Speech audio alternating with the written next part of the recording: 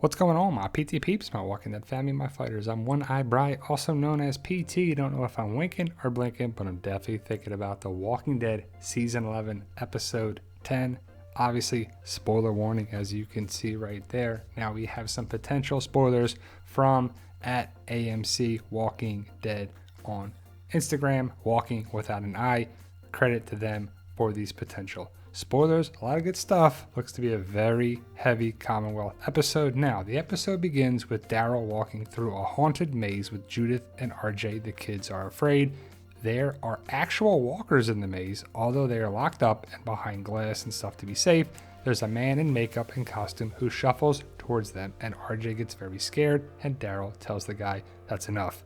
And the guy stops, shows RJ he's a real guy, and pats his shoulder to let him know he shouldn't be scared.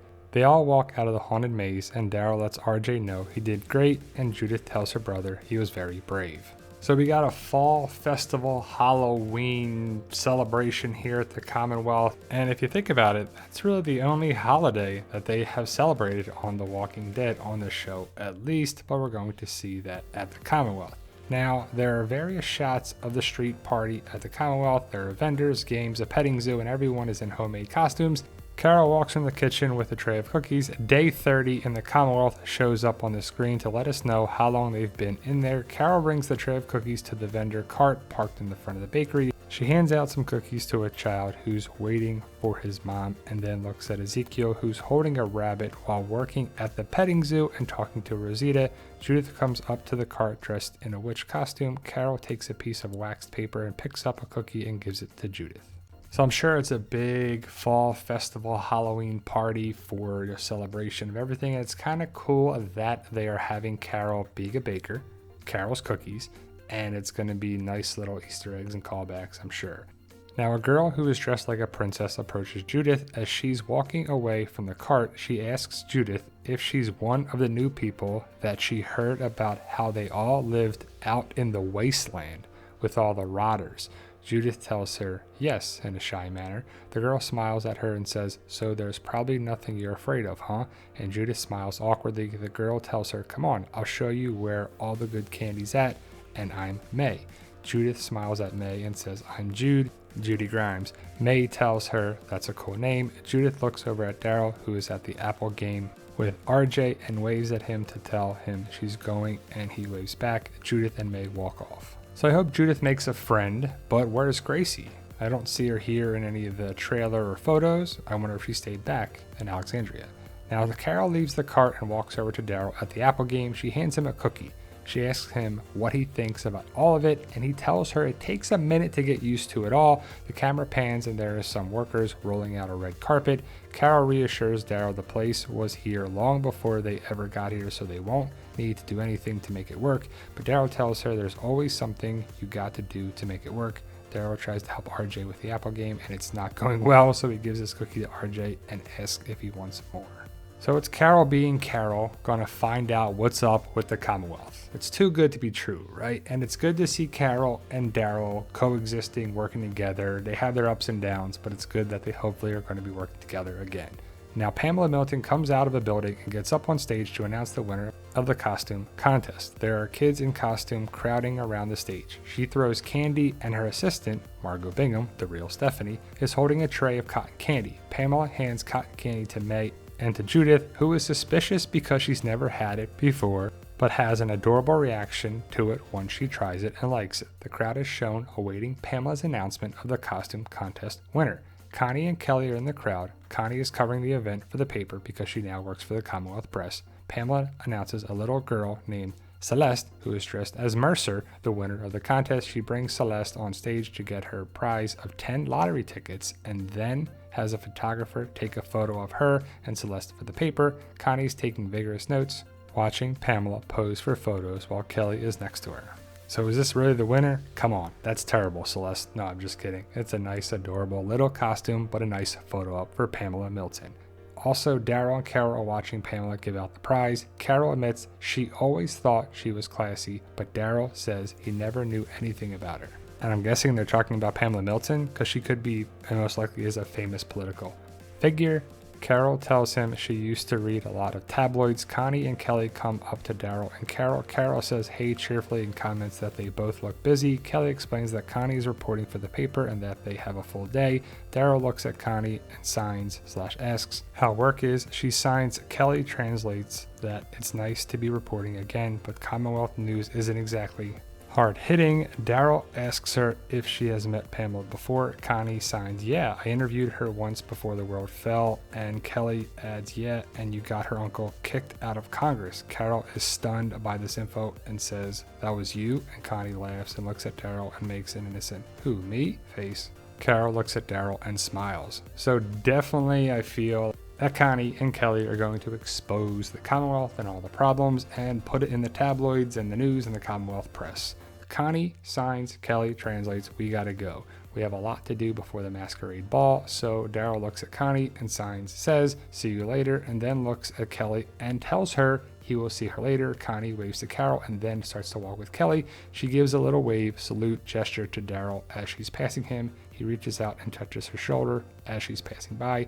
She turns to look at him, smiling. Then she and Kelly walk away. Daryl stares at Connie as she walks away. Carol witnesses Daryl look at Connie while she walks away. Then she says, you should ask her to dance.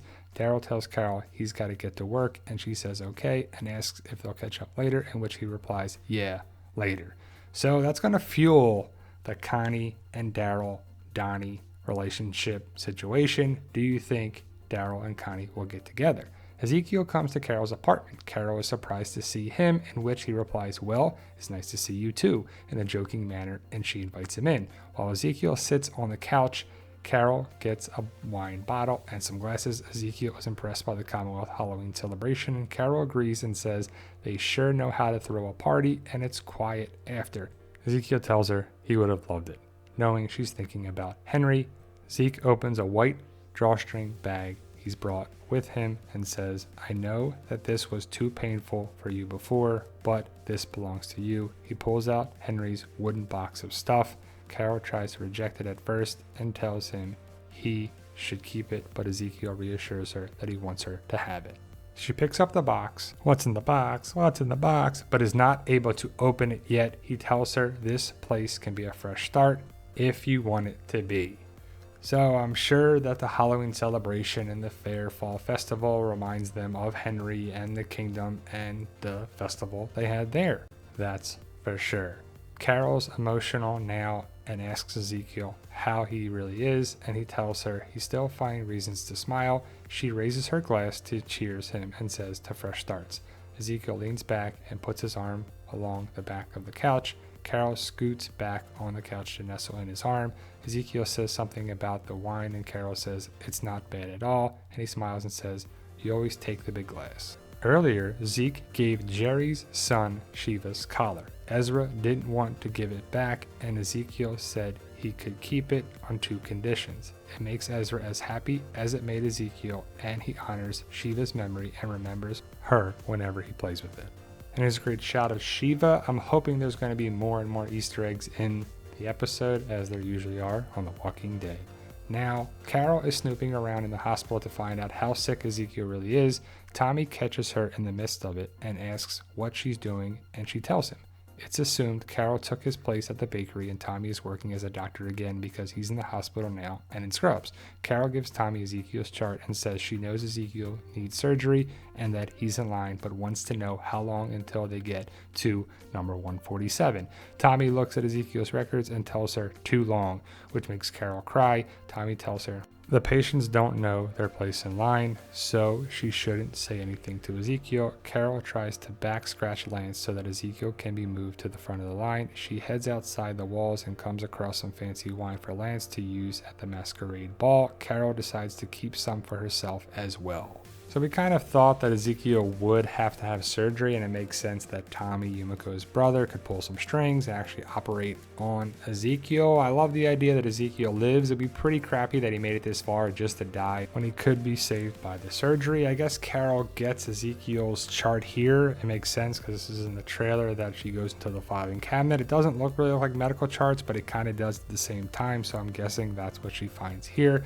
Then we're going to see that she talks with Lance. I'm guessing this is her talking to Lance, giving him the bottle of wine, buttering him up, say, hey, can you take care of my friend Ezekiel? And Carol knows how to play the game. It's not what you know, it's who you know, and you definitely want to have Lance on your side. If you're enjoying this video, guys, please hit that subscribe button. It really helps us out, so subscribe today.